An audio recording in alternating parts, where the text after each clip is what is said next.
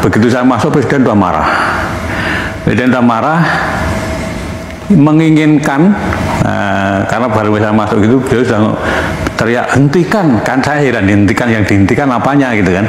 Setelah saya duduk, ternyata saya baru tahu kalau yang suruh hentikan itu adalah kasusnya Pak Setnov.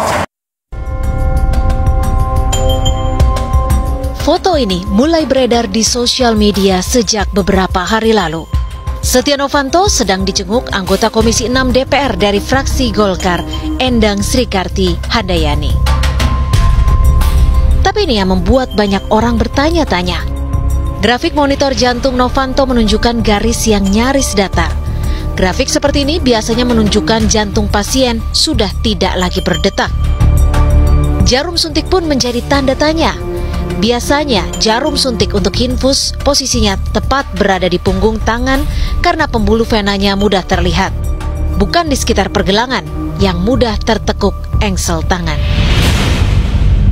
Dan ini pula yang menjadi perhatian banyak orang. Sungkup atau penutup hidung yang digunakan Ketua Umum Partai Golkar. Biasanya sungkup dipakai untuk mengalirkan oksigen dan dikenakan dengan penutup hidung dan mulut. Sedangkan yang digunakan Setia Novanto adalah sungkup untuk mengatasi sleep apnea atau gangguan tidur.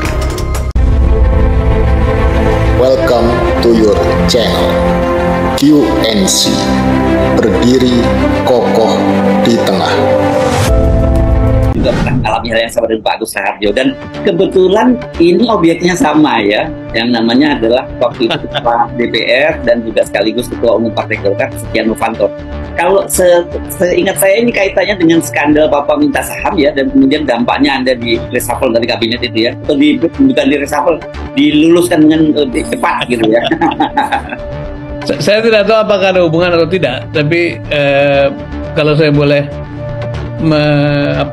ini kan sudah lewat, jadi toh Pak Agus Raharjo pun sudah bercerita apa yang di balik layar, jadi saya boleh ceritakan pelan-pelan apa yang juga saya alami.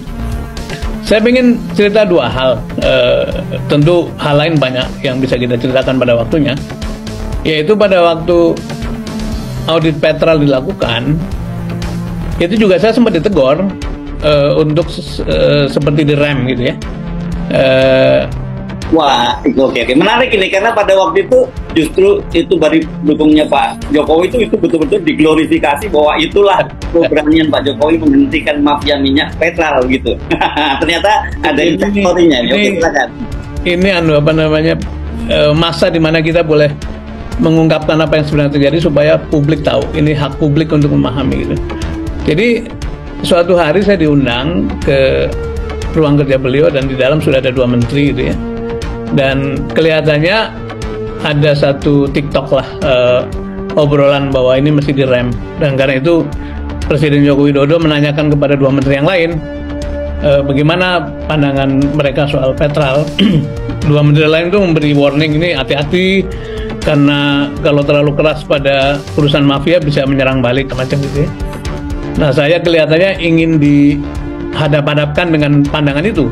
Kemudian Presiden menanyakan bagaimana Pak Menteri, menanyakan pada saya gitu. Waktu itu Menteri SDM Anda ya? SDM ya. Dan saya adalah penanggung jawab sektor kan. Dan yang ditugasi pada waktu diangkat pertama kali memang membereskan masalah-masalah itu. Tapi jelas sekali bahwa pesan pertemuan itu tuh kalau bisa jangan diteruskan, kalau bisa ditunda dan dibatalkan gitu. Saya mengatakan Bapak Presiden tentu saja ini kan pada akhirnya terpulang pada arahan dari Bapak, karena kami kan hanya pelaksana gitu. Hanya saya boleh menyampaikan informasi atau mengingatkan bahwa dulu pada waktu kampanye untuk Pilpres 2014 kan salah satu agendanya adalah menyelesaikan mafia migas gitu. Jadi pertama itu janji kampanye, yang kedua publik sudah tahu bahwa kita sedang audit dan hampir selesai. Jadi rasanya kalau kemudian dibatalkan atau ditunda atau ditiadakan itu sulit pertanggungjawaban kita pada publik gitu. Terus pertemuan itu berakhir dengan kata-kata ya sudah kalau gitu hati-hatilah gitu. Itu satu. Nah, peristiwa kedua yang lebih keras itu ketika rame-rame cerita Bapak minta saham di MKD di Senayan itu sangat tinggi perhatian publik kan. Itu di tengah keriuhan itu kan, ingat nggak tuh ada adegan Presiden ngundang sejumlah pelawak dan ketawa-ketawa tuh, ingat ya? Saya lupa malah itu. Nanti dicari. Jadi ada adegan di mana di Senayan lagi rame, kemudian Presiden mengundang sejumlah pelawak termasuk Butet, termasuk beberapa orang lah, dan adegannya itu di sana ya? Di sana. Jadi kami yang di lapangan tuh merasa, oh loh, kita lagi berjuang di lapangan,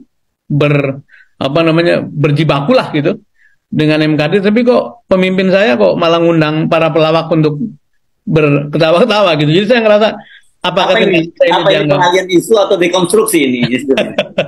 apakah tindakan saya itu dianggap sebagai sesuatu yang lucu saja diketawain atau bagaimana gitu. Tetapi ada adegan sebelumnya yang harus saya ceritakan, yaitu saya dipanggil pada suatu hari Jumat, sudah menjelang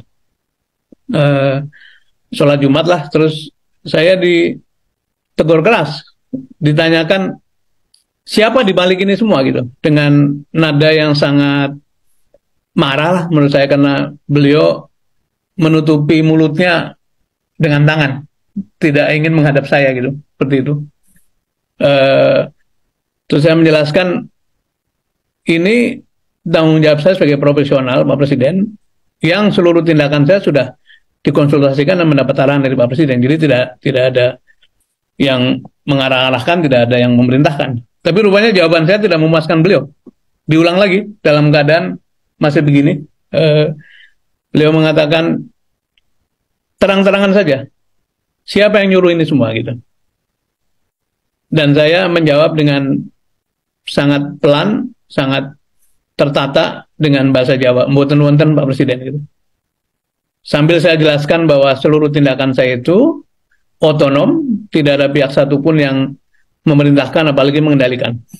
Sekaligus saya mengedres salah seorang kolega saya, waktu itu Menko Polkam, itu membuat statement di Jakarta Post, headline-nya besar sekali.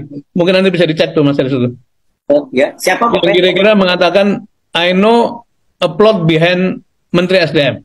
Saya tahu Menteri SDM gitu.